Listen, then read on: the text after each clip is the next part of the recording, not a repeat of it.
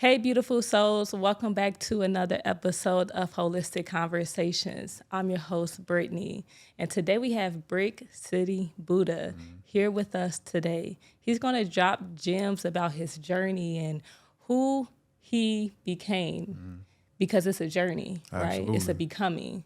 So I'm excited to unfold your story and to get to know who you really are. I appreciate you. I'm glad to be here. As y'all can see, I got to do my Vanna Black real quick. We over here at Wholistic Conversations, and it's dope because we were just talking about where we from. You know, you from Illinois, close to Chicago. I'm from Newark, New Jersey. So a lot of times people don't get the backstory to us getting into positions like this to be able to talk about holistic conversations. A lot of times they don't get the SHIT we had to fight through to get here. So Yeah. I'm excited to have this conversation with you. Okay, and I would love to start off with asking, who is Brick Citi Buddha? Nobody. I actually pride myself on being nobody. And, you know, I'm a meditation teacher. I'm a mindfulness teacher. Actually, now I'm probably more known as a relationship counselor. I do a lot of content on relationships because you kind of got to sneak the medicine in the dog food. People don't want to hear about mindfulness too much. So I started to realize that as I started to organically shift my content to what I was learning from being a couples counselor for this long, overall, I've worked with about 1,600 different clients.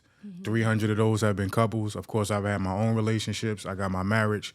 So I was able to see that a lot of the spiritual sciences could be taught via what everybody is interested in right now, which is relationships. When you talk about the algorithm of social media, you got food, you got relationships neck and neck.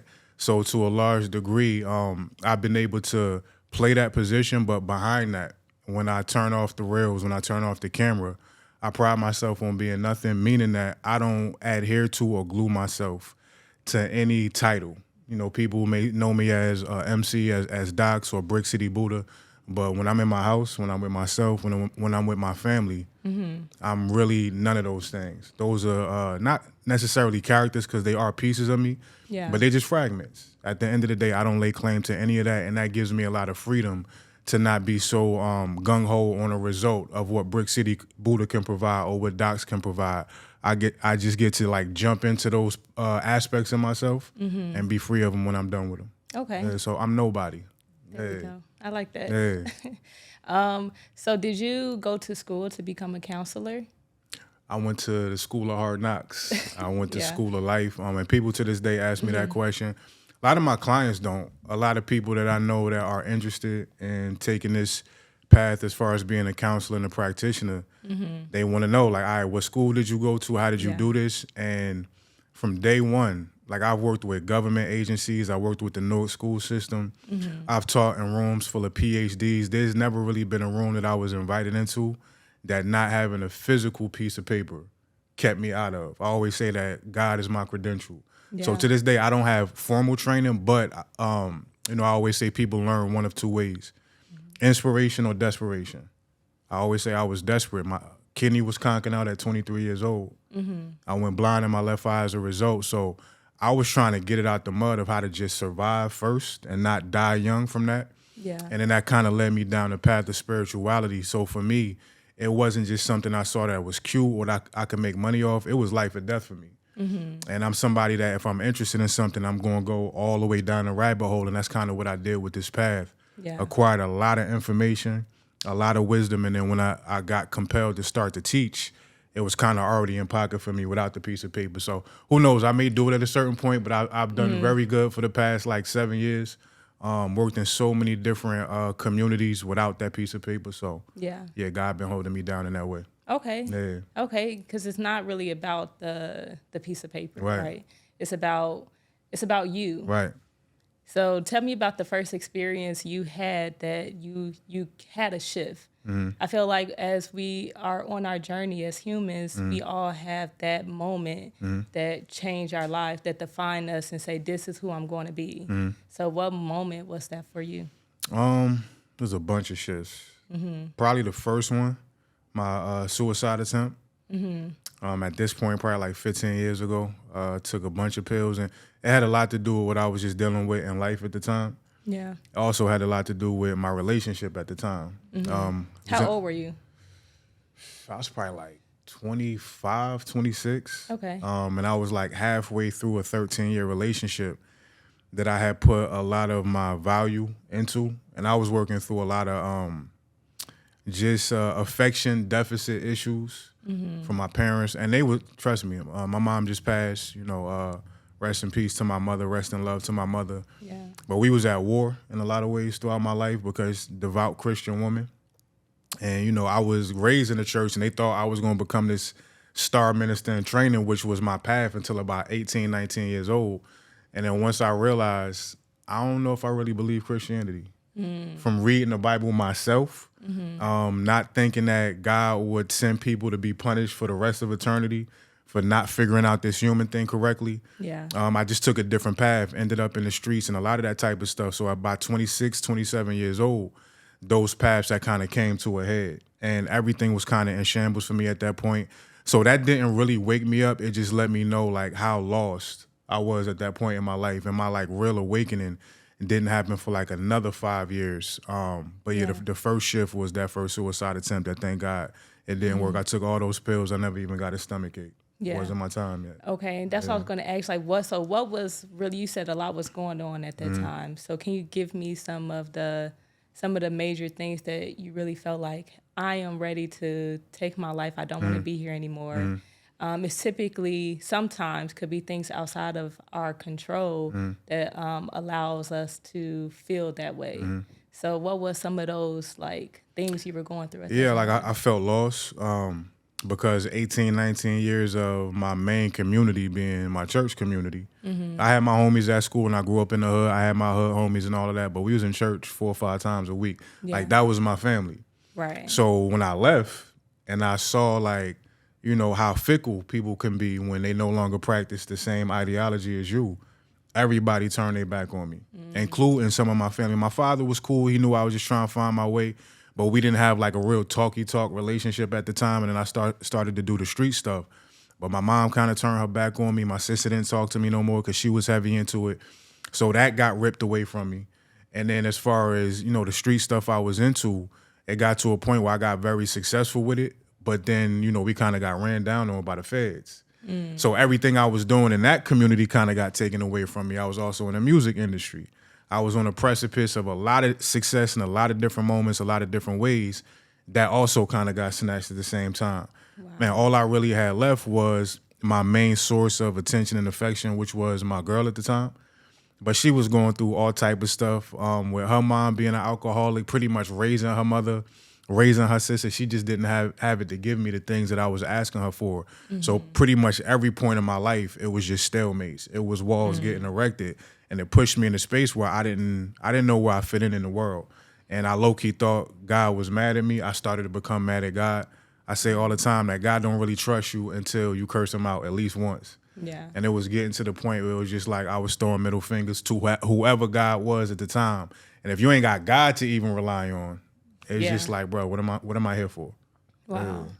So it does sound like a lot of the external things that was happening in your life made you feel like you were alone. And that you really didn't have nobody to go to. Right.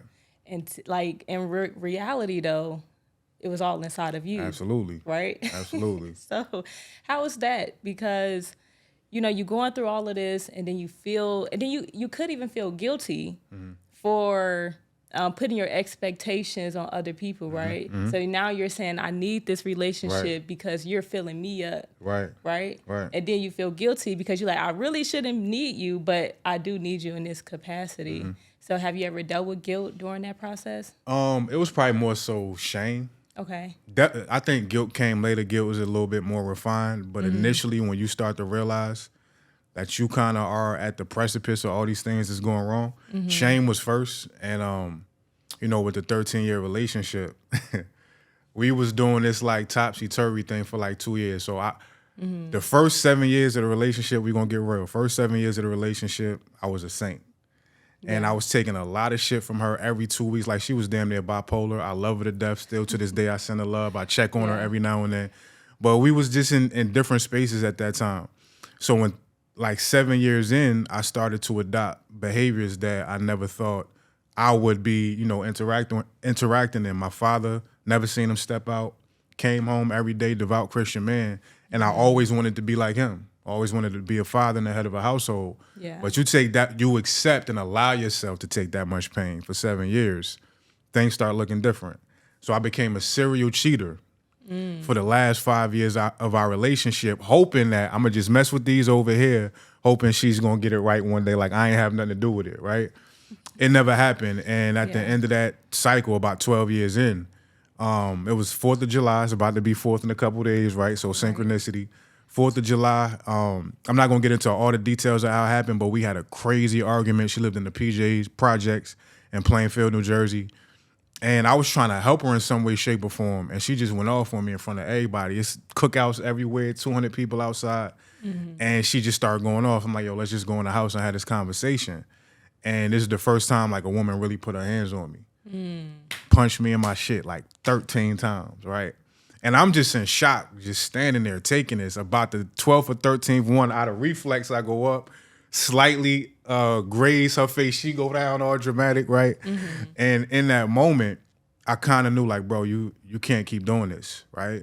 Not even just what I was doing on the side, but I knew I had to do something to make sure I couldn't come back from that. So she got up in rage. Now she throwing stuff at me. Thank God she hit me with something that cut me, so I had a visible sign of injury. Because when I finally got out the house, it just came out. I was like, that's why I've been messing around on you with like 5 different chicks. I said it way more vulgar than that. I ain't gonna go there right now. Her eyes get huge. I never seen that level of rage on a woman's face. Wow. And then she chased me even more. Like I said, I had the visible sign of injury because she said, I'm gonna call the cops and tell them that you beat me up. But she did. I went straight to the precinct because I knew that ain't happen. They put me in a cell. She came down there a few hours later crying, he shouldn't be in here. I had a visible sign of injury, so she locked up. We in cells next to each other. Wow. So I realized in that moment, bro, somebody gonna die. Like this is too dangerous at that point. And I still went another 2 years of doing the back and forth thing because I was so attached. I was so dependent on her energy that during that 2 years of her hating me and trying to figure it out, the dude that I took her from when we started our relationship that went to jail for trying to kill her, she went back to him. And I remember the day she told me, like, Docs, she told me I'm about to go have sex with him. Like, she was just trying to break my heart. Right. And there was nothing I could do. I didn't know where they was at. I'm driving around Plainfield just trying to figure something out. I show up at her house the next morning, like 6 a.m., because I knew she had to go to work. And she getting dressed, she just cold. She let me in, I'm asking all the questions. I don't know why fellas ask these questions, but I asked them all. And at that point, I realized, like, bro, it's just you too dependent on this person that really just don't have it to give to you. So it was still kind of a back and forth, but that was the cog that let me know you got to figure out what's going on in here for yourself. And from that point, my brother Honest Yoga that I always shout out, he was doing mindfulness teaching and stuff like that. And he offered me a 5-week program, virtual, that gave me the foundation of what I needed to figure out what was already in here. Right. Yeah. Wow. Letting y'all all in my business right now. Yeah. I think we all go through toxic relationships, especially in the Black community, typically from our childhood. And it's a programming that happens where we try to people please and we're trying to. It's almost like a rite of passage to have at least one toxic relationship under your belt. Yeah. Exactly. So, but it's like we know it's not good for us, but we stay in it. And it almost have to be to a broken, like something has to be very dangerous happening before you say, okay, you know what, this is too bad. I got to let it go. Right. Although, you knew along the journey, this was something you needed to let go a long time ago. And I wonder why. I didn't though. I didn't know because I thought that's what love was. We see everybody else kind of going through the same thing, so we just think that's part of being a soldier of war. You're gonna have to go through this.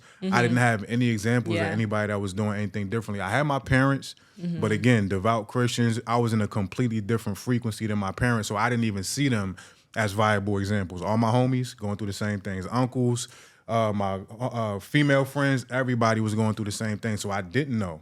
That it wasn't okay. You just thought this is love. You sick through it. You get through it. It gets better over time. And as a man, you just feel like, you're supposed to be a warrior and you're just supposed to figure it out. Like if this the woman I love, it don't matter how much shit she dumps on me.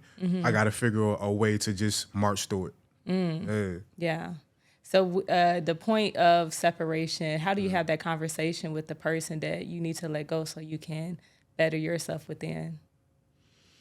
I think really you gotta fully have that conversation with yourself, because it's one thing to understand, okay, I gotta leave this person.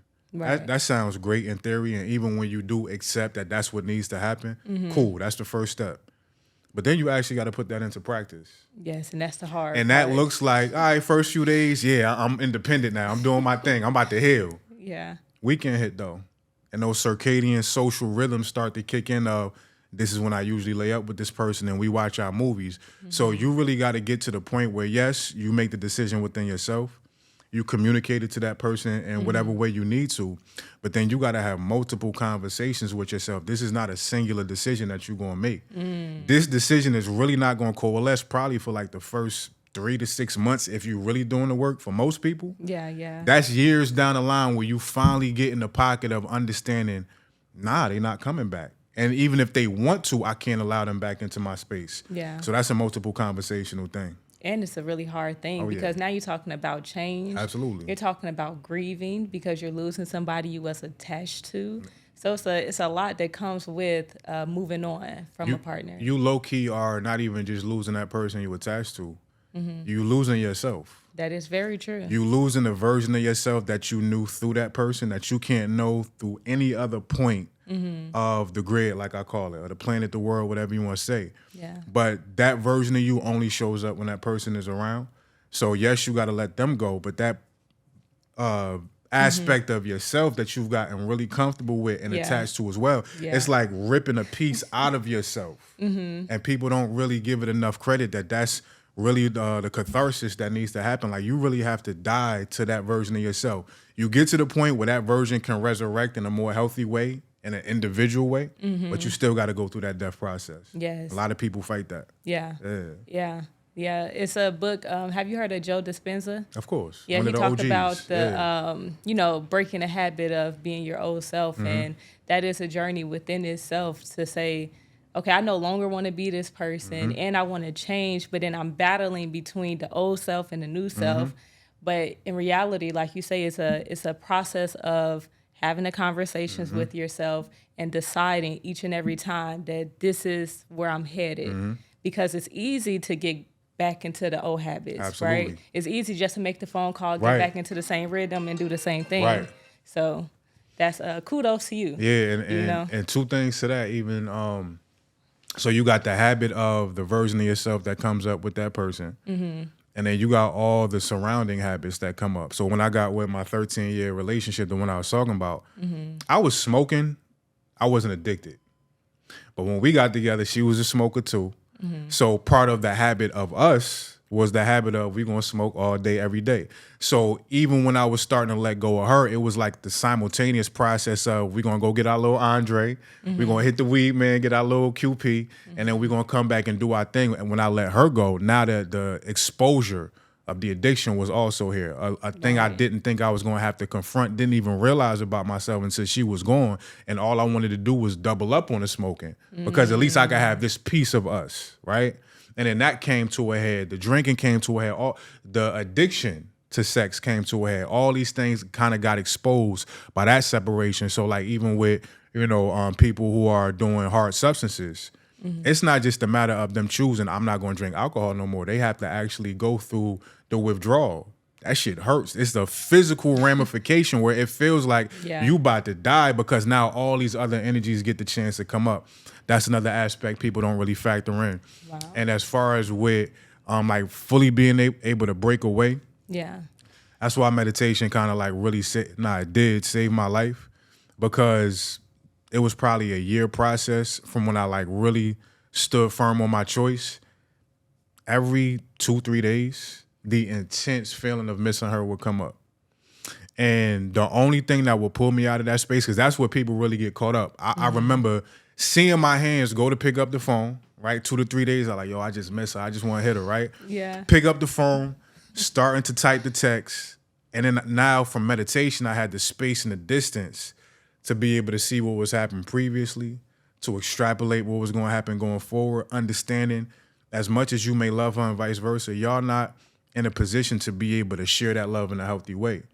So the feelings would be intense. I'm typing a text and then I would just put the phone down, do some breath work, meditate for a few minutes. Right. And it wouldn't completely go away, but when I would come out of the meditation, now some of that charge that seemed unbearable to the point I have to send this text and regurgitate this cycle again, I had enough distance now to be like, all right, I think I can manage this. Yeah. And then I had the decision to make of where am I going to redirect this energy? Am I going to take a walk? I'm going to go play basketball.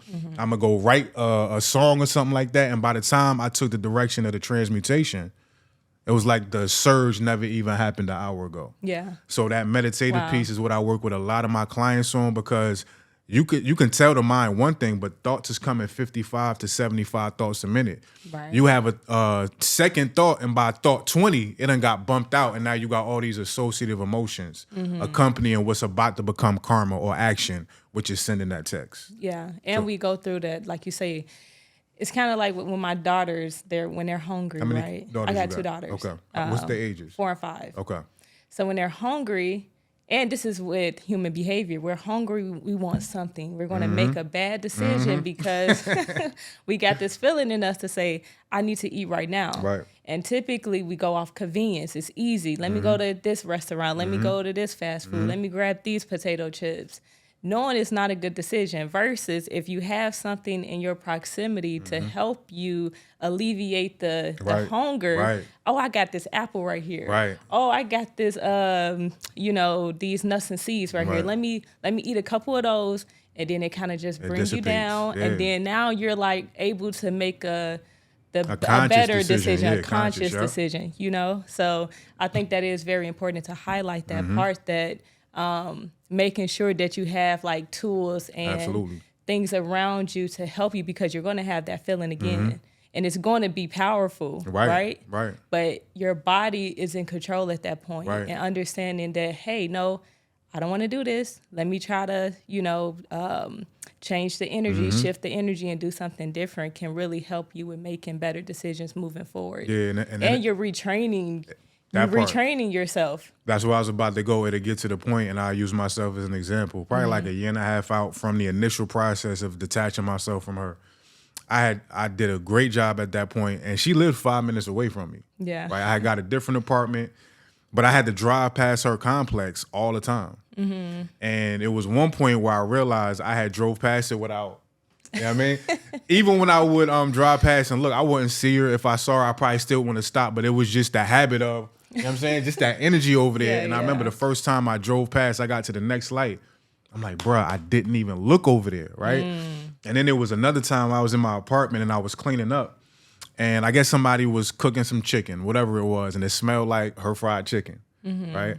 So that information of scent sparked the piece of your mind that's based on what we call chitta in meditation and yoga, which is called the storehouse, right?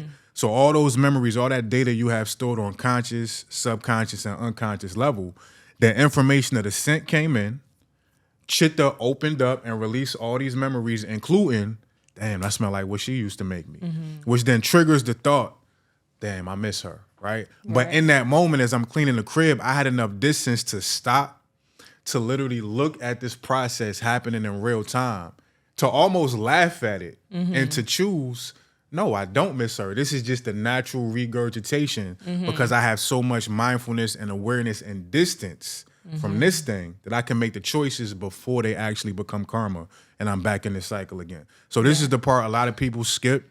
It takes a lot of work, right? It takes a lot of time and it takes a lot of patience. But if you're really tired of just stressing over not having this person in your life, it got to happen. Yeah. It's necessary. Wow. Yeah. And I like the idea of meditation being your point to help you alleviate some of that surge, some of that energy. How did you discover meditation? Yeah, so it was via the 5-week course that my brother offered me. And, it was pretty much to the point where I was very vocal on Facebook at the time. I wasn't even on Instagram yet. And me and him was actually in a music group together. We had deals on the table, all type of shit. And we reconnected on Facebook right when I was getting close to wanting to check out again. I ain't have nobody else to talk to. Everybody was telling me, docs, don't put your business on Facebook. It was more so like a diary for me at that point. Yeah. And we reconnected, and he kind of saw where I was at. So he's like, look, I'm going to offer you this new course I'm doing. If you get to the end of this, you want to check out, be my guest. But at least give this a shot. I went into it not expecting anything from it. And the first technique I did called Tritaka, right, also known as Zazen. It could either be the flame, it could be a dot on a piece of paper, right? But it's pretty much where you pick one point to not just focus your eyes, but also your attention onto. This is the first technique he gave us. And when I tell you I couldn't get past 20 seconds without my eyes going somewhere or it feeling excruciating to just focus on this damn dot. And it became a challenge for me. And then my competitive fire came out. Like, I could beat this dot. I may still check out after 5 weeks, but I'm going to beat this dot. 30 seconds went to a minute.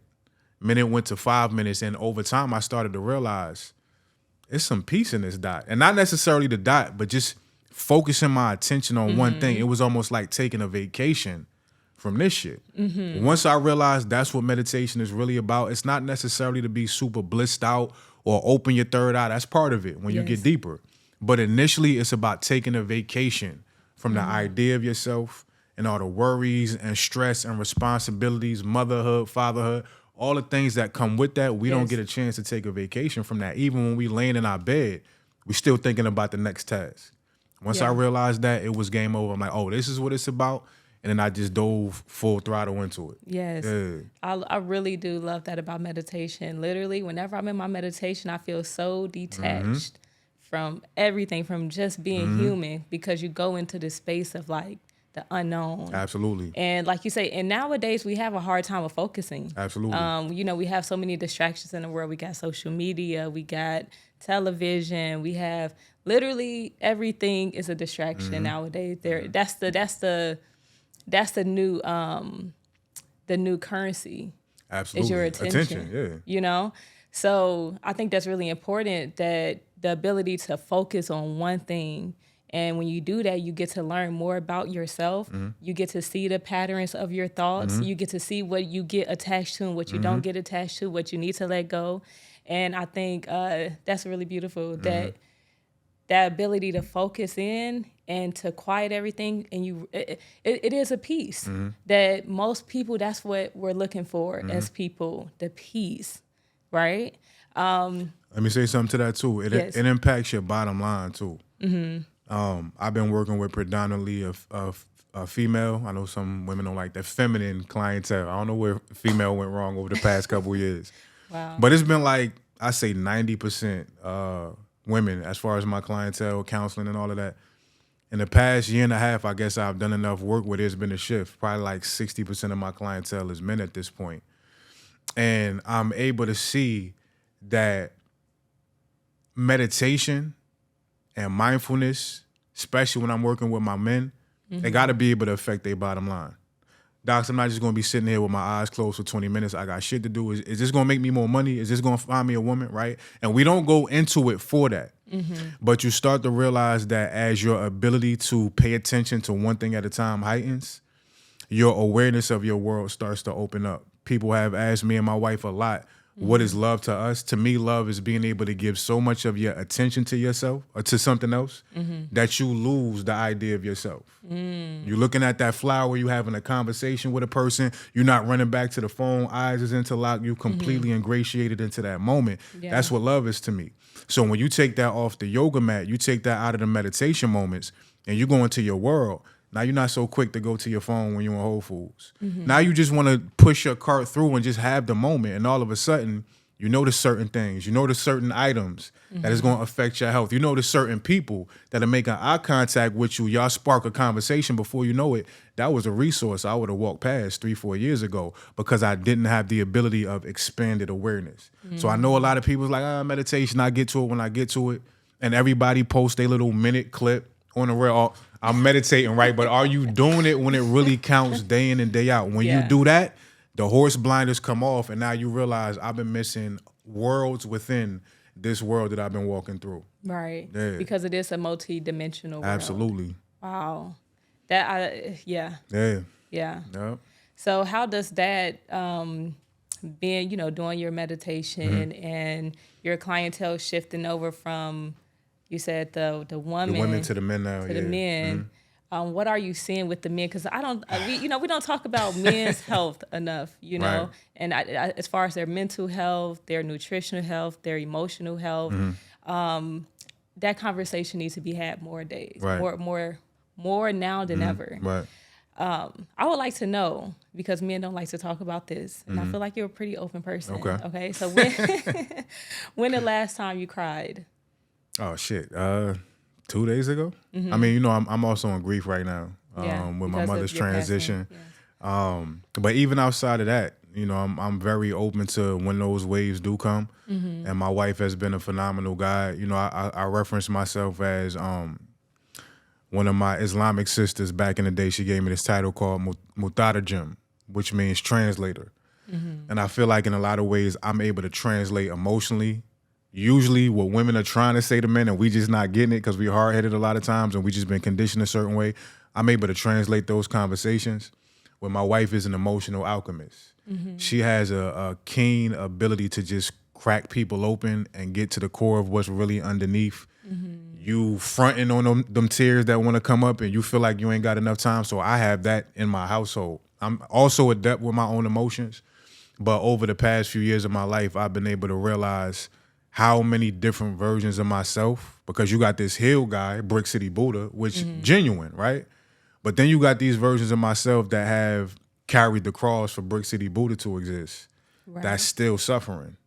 That still haven't had anybody to come back and sit with them, and that got to be me. So a lot of times when the tears do come up, it's not necessarily even Brick Citi Buddha. It's the docs that was out here in these streets. It's the docs that was being violated in different ways in different relationships. It's the docs that I may have forgotten about in certain ways that really needs my attention. So the more I grow in this journey of that level of healing, the more I'm open to when they do come up to just let them get it off. And a lot of times I'm almost like the conduit to allow them to cry through the current version of me, which does happen pretty often. I'm not out here crying all day, every day. I'm still a G. I'm still no nigga at the end of the day. But now it's much more often than I think a lot of men realize we need to be able to go to that space because this shit hard. Yeah. It's hard for black women in certain ways, but it's hard for black men, men at large, but black men in certain ways that nobody else sees. Yeah. That I'm able to have a front row seat to in these sessions, doing these community group therapy sessions with my brothers in New Jersey and Houston. I'm able to see it. Right. And we need to be able to have these moments. Yes. Yeah. That's perfect. And this is a good time to take a health break. Okay. So I have a company called Herb and Flow where I manufacture health food products. And I got you a gift today. Ooh. Like gifts. All and my right. birthday was 2 days ago, so you right on time. Boom, right on time. Yeah. Happy birthday, belated birthday. Thank you. Well, we black, so my birthday for the week. There so we this go. still counts. Fire. So I know you travel a lot, like, you came here to Atlanta. So I provided you with our sea moss, bladderwrack, and burdock root capsules. These capsules has all of the 102 minerals that your body needs to function properly. So taking 2 or 3 a day will help you jumpstart your day, giving you energy. It's really good for your digestive health. And it's good if you're working out for muscle recovery. Perfect. So take those, I appreciate enjoy those. you. Thank Yes, you. for Thank sure. you. All right. Fire. Now back to it. I love the union you and your wife has, right? She right behind the camera, right. too, y'all. And I think, it's a lost art nowadays to have a union between a man and woman because we live in a society now where the polyamorous, the men with multiple women. Now it's like the women want multiple men too. So how do you find love in the world today with these type of conditions? Man, it's going to sound backwards probably. But you got to be able to get to the point where you don't need it from an outside source. Me and my wife, that's how we was able to discover each other. She Texas girl, Bama, right? All the way in Houston, 1,300 miles away from where I was in Newark. And I had already gotten to this point before my relationship with my son's mother. But then, he came and then I did my best to try to make that work. It wasn't meant for that type of a capacity. but I went right back into my healing even stronger than I did before. And I was prepared. Me and my wife say all the time, I was prepared to go the rest of my life never having sex again, never getting in another relationship again, and not even begrudgingly, not even off some hate, like ain't no good women out here. I was just once again reminded, damn, it felt good to be by myself. Of course, I was a father at this point, but it felt good to just be able to go to the forest 4 or 5 hours when I want to, and I have to answer to nobody. Yeah. And I fell back in love with now that new version of, healed version of Brick Citi Buddha. And my wife was 1,300 miles away on her 4-year journey, celibacy, van life, all these other things. She was extremely, like I say, energy bougie. You had to be a real one to be able to make it into her world. I mean, it's me, so I made it in there. Yeah. But we was both at a point where genuinely, people say all the time on the comments in social media, I may post something and you'll always see that comment, God, it's me again, right? Or some semblance of that. And, you know, everybody talks about being independent and self-love. But you know you're really doing that self-love thing when you don't have any extraneous desire that's going to make or break you. The desire could still be there. It would be nice to have this, but if it's not there, I'm still completely content and fulfilled to the degree I can love me for the rest of my life in this way. Wow. People not really doing the work to be able to get into that level of self-love. They'll start to scratch the surface. They'll have moments where they realize, oh, this does feel good. But to go into the depths of that, to get to the point, to the bottom of that ocean and say, yo, I really don't need anything outside of myself, outside of what life and God provides for me moment to moment, don't mean you got to be a hermit. It don't mean you got to go live in a cave like a Himalayan yogi or nothing like that. It just means that I'm going to have this love I got in here on tap. And then what I need in the moment will be provided for me. That could be just a person opening the door for you. That could be a 5-minute conversation you have on the subway. These soulmates are showing up in so many different ways, shape, or forms that kind of get blocked out. Remember, the expanded awareness when we think romantic partner. Until you cross that bridge where it's like, I don't even need that. 9 times out of 10, the highest level of that is not going to come. Something going to show up. Yeah. Somebody going to show up. But the level you're really looking for often doesn't show up till you hit that point. Right. Yeah. Wow. And what does your wife give you? Like, why do you want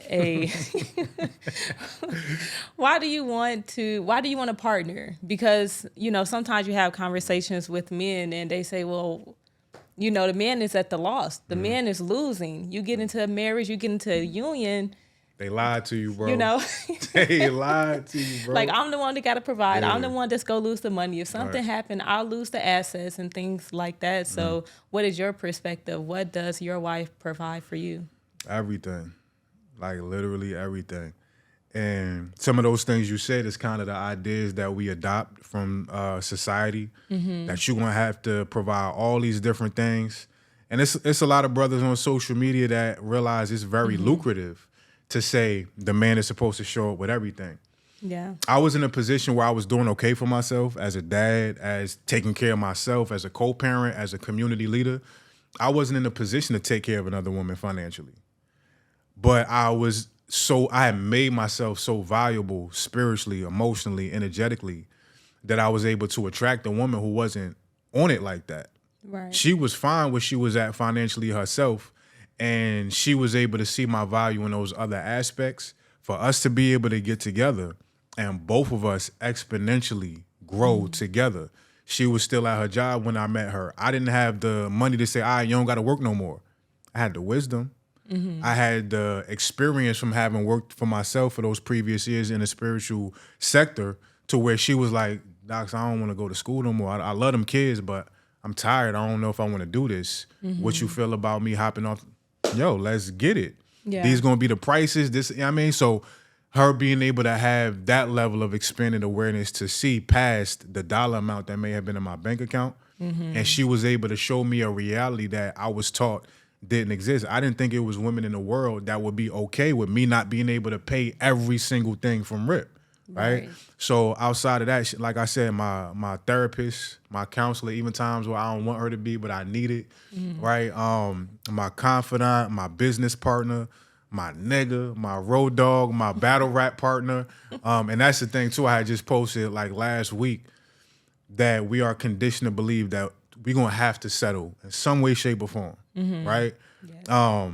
As a woman, if he a good man and he could pay all the bills, he can't fuck, right? If he can't pay the bills, he don't have the emotional wherewithal. And then men got these ideas on vice versa. Being with this woman, I've been able to realize that the person is out there for you that has everything checked off. If you could be patient enough, if you could dive deep enough into your healing, you will surface that person. I'm saying surface as opposed to attract or manifest, because that sends the message that it's something outside of yourself. Right. That person surfaces out of the work you're doing within yourself, and before you know it, 1,300 miles away, when we're not even following each other on social media, based on the algorithms, we're not supposed to even know each other exists. Right. But we able to connect in this way. So yeah, man, my wife is everything to the fellas that feel like you gotta settle or sacrifice or it ain't fun. You bugging, bro. Like, you really missing out. That's what one of my calling cards when I post my story is leave these streets alone. Get you a wife. Yes. Get you a wife. Yeah. I'm a big advocate for that. Get a wife. Get married, finding, like you say, Surface. allowing yourself to almost, like you say, surface to bring about the ideal person is, I believe there's someone out there. Someone is out there for everyone. Absolutely. Like you said, it still go back to that awareness. We have to be aware to even know that that's the person. And there's multiples out there, and I don't mean the poly. Yeah. I mean, even when I was in that 13-year relationship, that was exactly what I needed for my soul to be able to crack itself open to the next level. Right. My relationship with my son's mother, it was the next stage, the next perfect soulmate in that aspect of myself I had done the work to present to the world, right? And then this is like the final frontier. This is like the final form, the final level. What is it? Super Saiyan, right? But a lot of times we'll badmouth our previous relationships and we'll look at them as failed relationships. Right. From that expanded awareness is multiple people out there in your soul's trajectory that you're going to have to kind of be able to go through, doing different levels of work, accessing higher levels of what your soul is asking for and to make. So it's not just one. We got a tribe. We got a soul tribe romantically that we got to be able to surface when it's time. Exactly. And we also have to understand that love is not perfect. Love is not easy. Sometimes we get this idea that, well, if it's love, then it should be fun, joy, rainbows, and flowers all the time, and that's not the case. So, tell me about some of the challenges you face in marriage. It should be more flowers than we think. I will say that first. Okay. Marriage tends to get a bad rap, but a lot of times, people are approaching it in ways that's not holistic, right? It's only so much emotional integrity and intelligence y'all gonna be able to have if you eating like shit. Right. If y'all not working out, if you're not taking care of your body, if you're not turning off, binge watching y'all favorite shows every now and then, if y'all not getting out into nature. So when you are starting to incorporate holistic living as an individual, it does make union a lot more easeful, a lot more fun. And me and my wife, we kind of joke all the time. Like, everybody told us that shit gonna be hard. Like, y'all only a year in. Well, let's see what's gonna happen when you 4 years in. We about 4 going on 5. Yeah. Beautiful. Yeah. But not but, because we don't say but no more. We say and. There are still going to be those times, even as the very evolved versions of ourselves that we have become and are still becoming, there's those times where conflict is going to be the vehicle to push y'all into deeper levels of your healing that the lovey-dovey shit can't reach, can't access. We say all the time that outside of the romantic connection, we are tools to help each other continually evolve. Like she like to say, heal, grow, and evolve, right? Yeah. But we use each other as mirrors for that.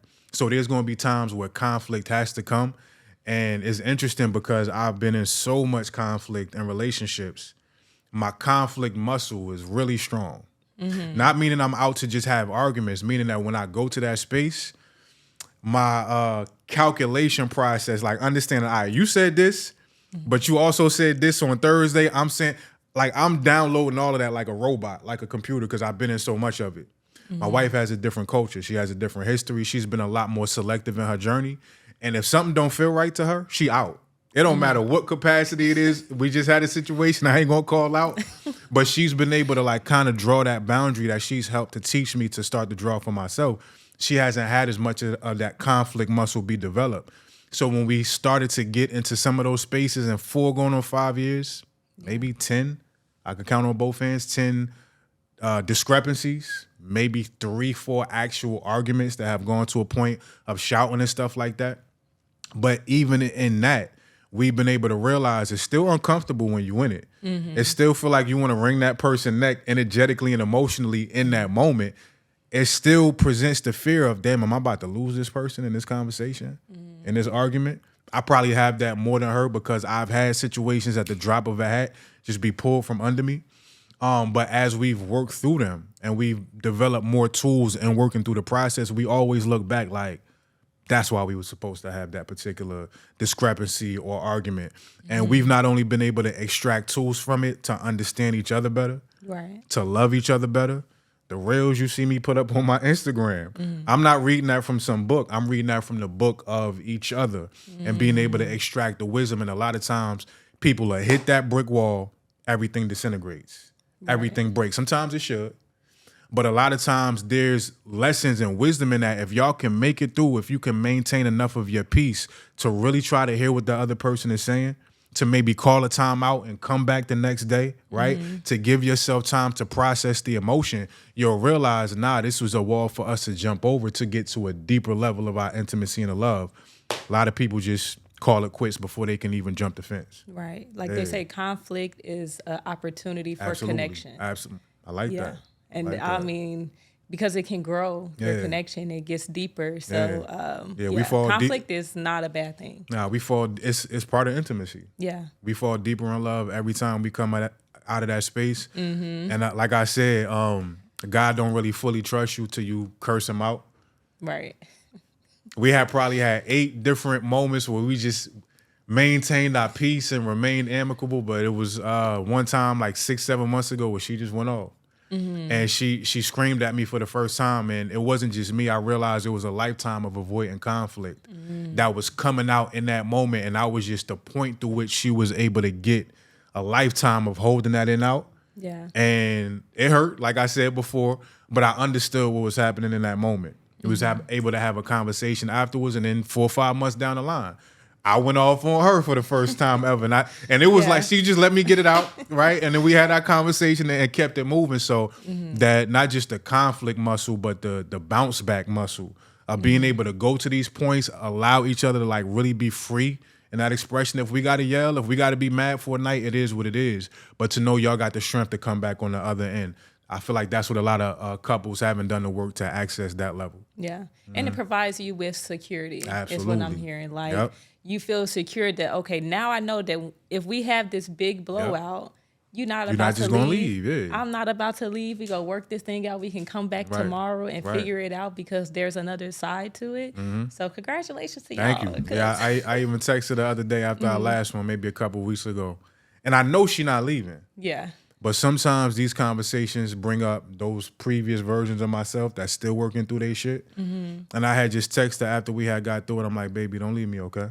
Yeah. And she was just like, oh, she sent me a bunch of emojis and hugs. She came home and then we hugged it out and all of that. But that's the other thing. It's not just dissension between the current versions of y'all.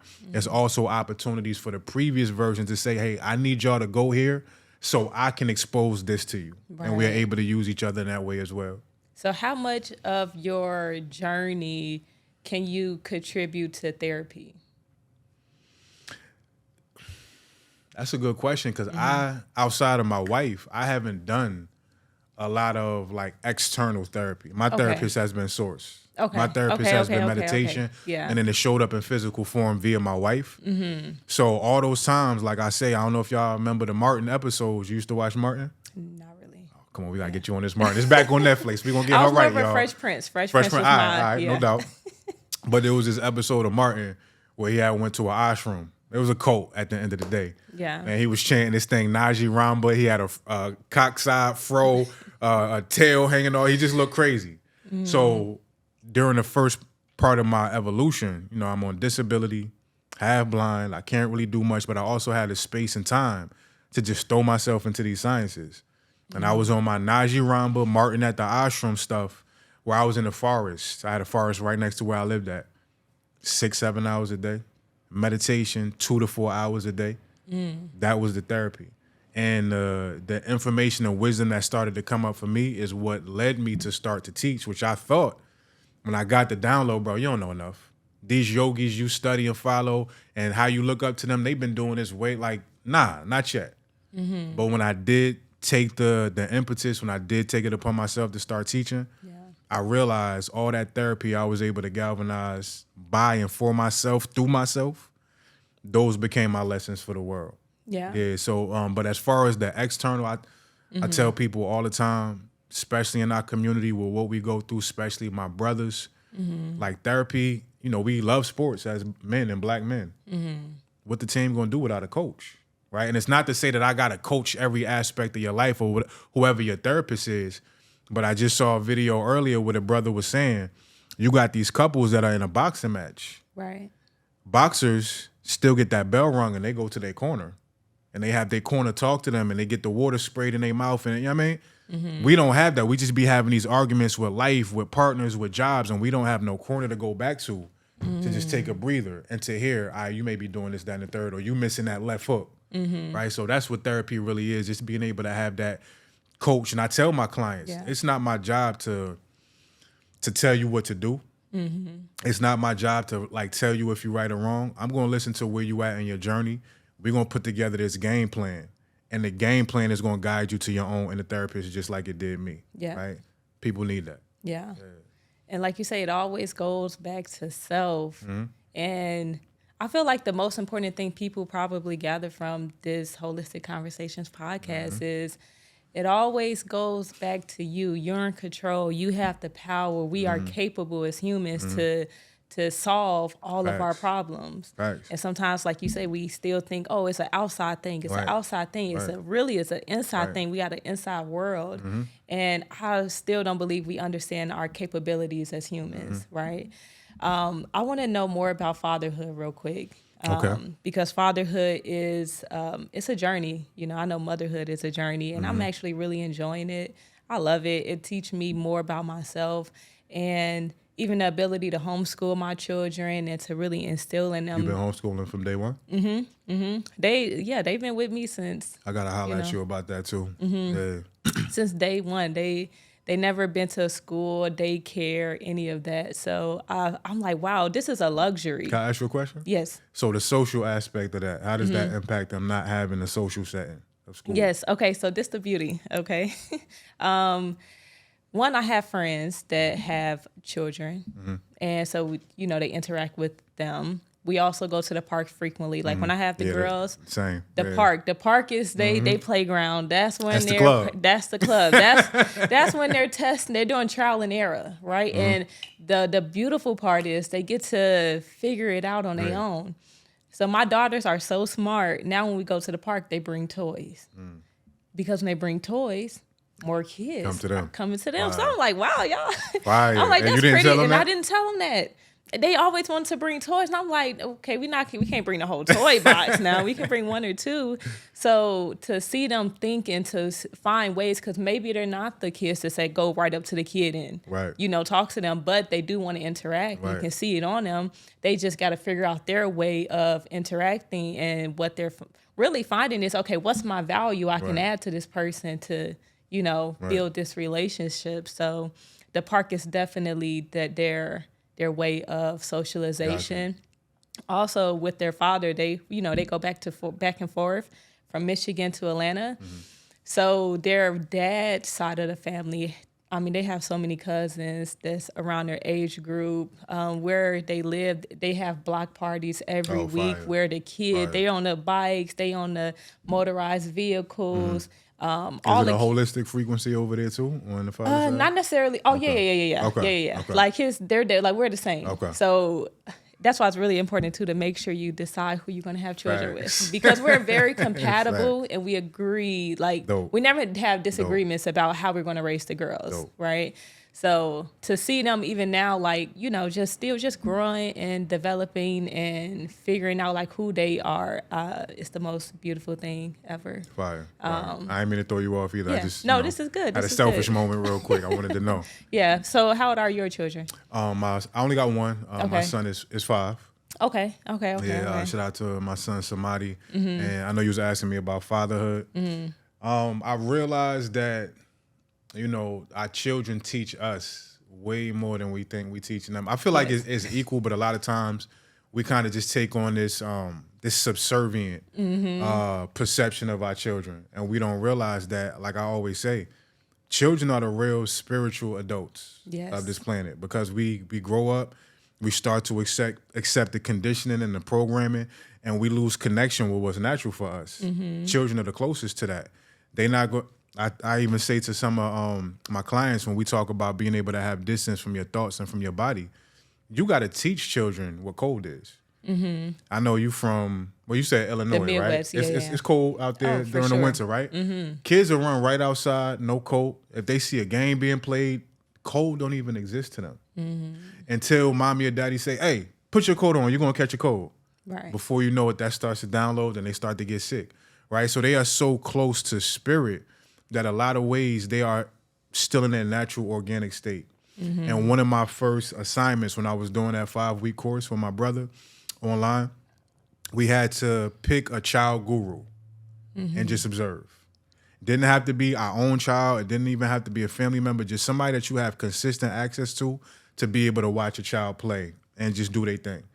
And I started to be able to realize that their biggest, most powerful skill set is something that's very difficult to acquire as adults. Detachment.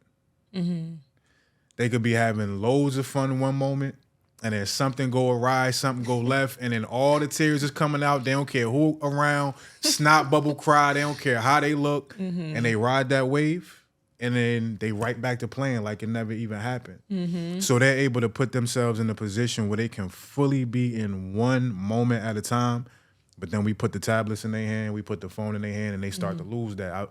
Me and my son's mother have done a good job at not necessarily doing that with him. Yeah. But my son has really taught me a deeper level of detachment, not just by watching him, watching myself through him as a child, but also having to move away from him. 2 years ago, the plan was he was supposed to move to Atlanta with his mom. I was coming to the H to be closer for a lot of different things. At the last minute, that didn't happen. Yeah. So my connection with him physically kind of got ripped away from me very abruptly. And I've had to go on that journey of being able to accept that daddy's distance physically right now is necessary for your soul's growth. In a way that I didn't want, that society told me, no, you're supposed to be there every single day, no matter what. Spirit had other plans. And I've been able to watch him grow through my physical distance. I've also been able to grow myself through breaking the programming of what I thought fatherhood was supposed to be and feeling like I had failed when I had to move away from him. But he's been able to grow in ways that I probably would have stalled out if I was still with him day in and day out. Yeah. Same thing with his mother. She's been able to grow in certain ways. It was painstaking. Like it was uncomfortable. Yeah. Pissed me off, pissed her off in a lot of different ways over the past couple years.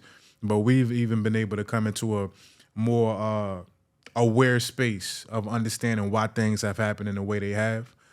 So yeah, he's been a guru, he's been a teacher for me, and I realized fatherhood is not ownership of another being. Again, it's being a conduit and an usher, walking them to their version of life that's probably going to be different than yours. Yeah. It's not the controlling, it's the allowing. I want to allow you this space to become who you are. Right. And that's different from my generation. Oh, for sure. Our parents was all about control. Yes. So we're actually also creating a new paradigm for a generation of children that a lot of which are not growing up with that control. This is the first iteration of childhood in that way. Yeah. So this is a big time for humanity and what our children are going to be able to produce with that freedom. Yeah. And kids, like you say, kids are such a, man, they teach you so much about yourself. I catch myself in moments, it's a natural thing to be controlling because you want the safety of your child, right? I want you to remain safe, right? And then you realize, though, your safety is actually boundaries and not allowing them to fully express themselves. So it can be something little as, make sure you eat. Make sure you know what I'm saying? They're like, you ain't really eat a lot this morning. Eat a couple more. So it's like, no, but I'm full. Then I have to really allow my child to say, no, I don't want to eat anymore. Then just saying, okay, that's fine. Instead of saying, no, you need to eat a couple more because of this. Or, kids, they just want to explore. They just want to see, okay, am I capable of doing this? And no matter how dangerous it is, because sometimes I've, like my oldest, my 5-year-old be playing, she's exploring, like, okay, I can get this high on the playground. And sometimes I'm just like, okay, Brittany, don't say nothing. It looked dangerous to me. I'm like, okay, that look real dangerous, but just allow her to figure it out. I got to trust you. If it's too dangerous, I might just go over there and just stand by you, but I want her to have that ability to explore herself and know that little things I teach them is they hurt themselves. It's like pain is temporary. Now I'm like, say it with me. Pain is temporary. It's like pain is temporary because it shows that like this emotion you feel is going to go. Or if she's sad or something happens, it's like, okay, focus on your breath. Just breathe through it. If I'm like, it hurt now, but if you focus on your breath, you really won't feel the pain no more. Yeah, I was doing stuff like that with my son, and he came up with his own song, which I still hear in my head in certain moments where he says, pain goes away, because it's okay. Pain goes away. So if we instill these things early, they ain't got to fight for these lessons tooth and nail when they get older. Yeah. And it's beautiful to see their creativity. Like my daughter, oh my gosh, I am in the space where it's like allow the children to be the creators and not the consumers. If you like this TV show, we can make you one. Absolutely. If you like to rap, my daughter, my 5-year-old, man, she got bars. Oh, word? Yes. She can rhyme so good. And I'm like, wow, like you got something. When she get into her flow, you can hear it. It's like, no, she can catch the beat. Yet? So their dad has like a microphone and a laptop where it's essentially, she's recording. Nice. So for all you out there listening to this, allow your kids to fully express themselves. Try not to be as controlling, and to really almost give your child respect. As a human being, not just as your child. Just make sure they don't die. We good. I congratulate my son's mother all the time. He's still alive, 5 years old, so we doing something right. I remember real quick too. There was this waterfall in Jersey I used to go to. It was like one of my sanctuaries. It's called Hemlock Falls. If y'all watch this in Jersey, so it's a pretty good sized waterfall. All the rocks, of course, is wet. And I remember being there. This is before my son was born, and I'm sitting there, and it's this white family, and you already know where I'm going. One son was probably 6. Other son was probably about 10 years old. And when I tell you they are literally scaling the hell out of this waterfall to the degree every other parent out there just got the agita looking at these parents like, when you going to tell them to come down? They never told them. They just said, take your time, be careful. Both of them went all the way to the top and all the way back down. Now, I'm not saying I got the ability to do that right now, but it was a lesson in the pain we try to keep our kids from. Some of those painful experiences that may happen, those are care packages from their spirit to teach them something that we can't necessarily do through our decision making or through our words. All right, I ask every guest on the show this last question. What is one piece of advice you would like to share to the world? And that's a deep one, so you can take your time, think about it. Two pieces of advice. Okay, go for it. And your camera's right there, so. Go easy on yourself, man. This life shit is crazy. This life stuff is hard. We don't necessarily get no handbook for it. And if you didn't die yet, you still here. You still eat every day. You still got clothes on your back. You got somewhere to call home. And even if you don't, you still breathing. You got a chance to do something differently tomorrow. So just go easy on yourself and give yourself credit for wherever you at in your life right now. And then 2, is have more fun. Right? My mother was here for 75 years, and a lot of her journey was spent and just taking care of other people. The stress of that, the worry, the fear that came from that, I'm sure it impacted her physical health. And I think 2 years ago, she came to Houston. My whole family came out, and it was the most fun I ever seen my mother had. We had like the little water gun game. when it was time for her to spray, she came out like James Cagney spraying everybody, dancing to Beyonce. I had never heard my mother laugh as much as she did that day. And, you know, if I could have asked for anything for her journey, I would have asked for her to have more days like that. This thing goes quick. 75 years seems like long when you in it day to day. This life is a blip of the soul. So today, find a way to have some type of fun you wouldn't have done otherwise. If you hear this, and every day from this point, just try to enjoy your life at least one time a day. Go get on the swing. Shout, I love my life, like we be doing. A lot of my clientele, that's one of our initiations, to go somewhere in a public area to the top of your lungs where people going to see and hear you, I love my life, and just see how your body and your energy feels from that. Have more fun, y'all. Yeah. That's all I got. And let the people know where they can find you. Yeah, y'all can find me on the planet Earth for the time being. But if you're trying to get at me, you could hit me up on Instagram. That's where I'm most visible on. That's Brick, BRICK _ Citi, CITI _ Buddha, BUDDHA. Y'all can also find me on Facebook, Dox Diggler, DOXDIGGLA. Y'all can also hit my website, brickcitibuddha.com. Yeah, man, hit me up. Let's work. All right. Thank you so much. Gang, gang, gang, gang. Yeah. Yeah, I appreciate you. A beautiful conversation. All right. And thank you all for tuning in to another episode of Wholistic Conversations. I'm your host, Brittany. And make sure you leave in a comment something you took away from today's episode. Make sure you like, comment, and subscribe. And I will catch you again on the next episode. Peace. By the way, she built all of this. So tell her y'all want to see more DIY behind the scenes, because I think that will go up for her too. Yes. Yeah. All right. Peace Thanks. out. Peace.